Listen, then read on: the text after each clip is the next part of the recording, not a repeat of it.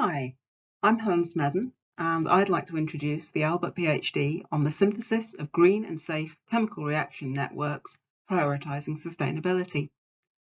I work in the University of York Green Chemistry Centre of Excellence, having moved there last year from industry, and I've spent years looking at the design of processes and the selection of reagents, solvents, and reaction parameters, trying to optimise the sustainability of synthetic chemistry reactions. And so I'm really excited by the possibilities offered by Albert to harness the power of high-throughput autonomous continuous flow robotics to address one of the key challenges in all of this, getting enough data in an efficient and timely fashion to be confident that we're making sensible recommendations. And I'm even more excited that for this particular PhD, I'll be partnering with Radu Calinescu, who sadly can't be here for this presentation, because Radu, from the Computer Science Department, brings the skills in mathematical modelling of chemical reaction networks to ensure that we'll have confidence in our findings for this particular PhD. The project will involve picking some key synthetic processes of industrial interest and synthesizing chemical reaction networks, not in the lab, but computationally,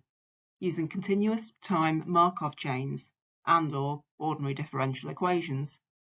We will then annotate fragments of these networks with any specific safety concerns and their carbon footprint levels, and look to combine these patterns to provide networks that will produce some key simple building blocks safely and with the lowest possible carbon footprint. The Albert Mini CDT has a number of industrial partners, including AstraZeneca, Bayer, Cargill, Cat's-Eye, GSK, Johnson Matthey and Syngenta, and our first stage will involve modelling chemical processes suggested or endorsed by industry and identifying possible opportunities to further optimise these processes, bearing in mind that optimising for carbon footprint may look different to optimising for yield. Ultimately, the aim is to generalise the findings for chemical reaction networks for additional chemical processes. We will be building on well-established work in the chemical reaction network field,